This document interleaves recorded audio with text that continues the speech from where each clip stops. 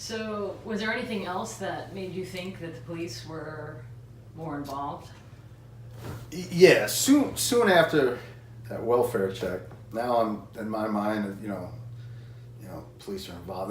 It's more the paranoia is more focused on the police a little bit more. So I go out my back door, probably letting a dog out or something. Anyway, I look across the street, and I notice there's these two dark SUVs, black SUVs, and I think normally there was always one there, but now there's two.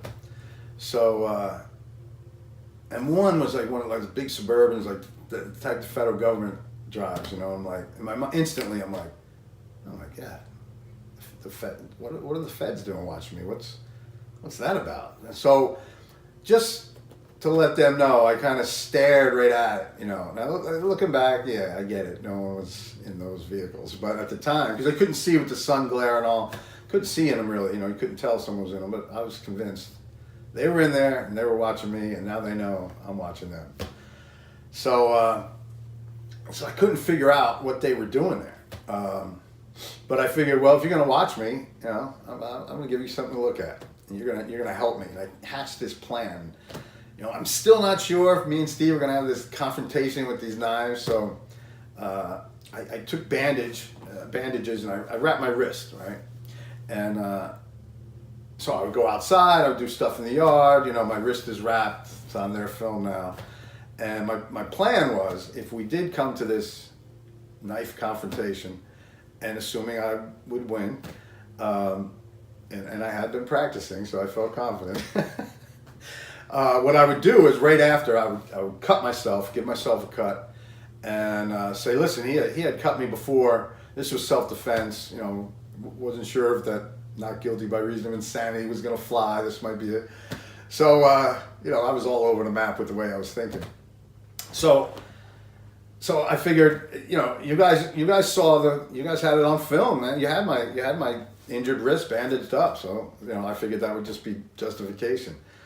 And, so my friend, Michael had even come over and he's,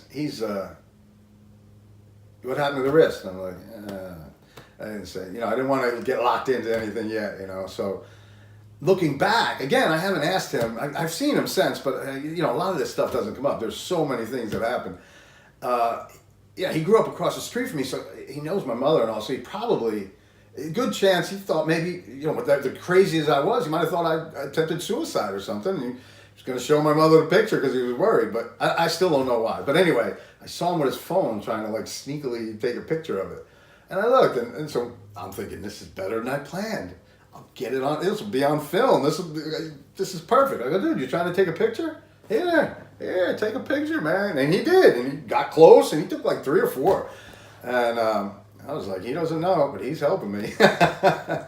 I'm like, they're playing right into my hands, So he leaves, and then, and I guess Mom was really worried. She knew something was wrong.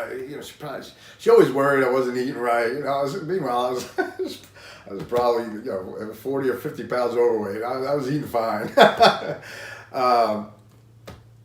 So she sent this.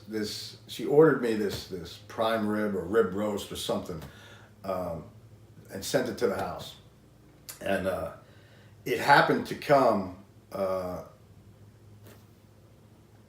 During the middle of the day, and I thought it came on the front porch. It happened to come in a big styrofoam cooler with dry ice on it, and it looked very, like medical or chemical or something. So I thought this is a great time for me to, give these guys something to look at and play little charades with them. And so what I did is, in order to hype up the looking crazy, I took my headlamp, I put my headlamp on. I had a stethoscope that I put around my neck, like a doctor's stethoscope. I had work goggles, shop goggles. And then I had found, Dave had in his cellar this old, it might have been World War II, but it looked World War I. It looked old, gas mask, a really freaky looking gas mask. So I put that on too, just hanging off a little bit so you can still see the stethoscope, because I had a hose, and I just looked off, And I thought I looked perfect, I was like, this is great. So I went out to the front porch and I opened the door and again, dramatically and purposefully thinking I'm being watched and I wanted to play it up. You know, I went out there, I looked down the street one way, I turn, I look down the street the other way, take my time, pick up my little package and walk in my house and thinking, oh man, they must be wondering what the hell is going on. What's he doing in there? And my mother had eventually called and asked me if I got it. And I was like, oh, I got it, thank you. And I said, and you don't even get it. It came at the perfect time. She goes, well, what does that mean? I was like, I can't get into it now, but it worked out great. Meanwhile, don't get me wrong, the meat was good, but what was more impressive to me was the styrofoam cooler and the way it fit into the look I had. And I thought, you know, I had really been messing with these people. And she had come over, stopped by. Again, I think she was so worried. She had stopped, and she didn't usually stop by the house. You know, she didn't live far. I usually went over there. And she stopped by and she saw my wrist and she said, well, what happened to your wrist? And I was like, nothing. It's just, this is something that has to do with this whole situation. So, what situation?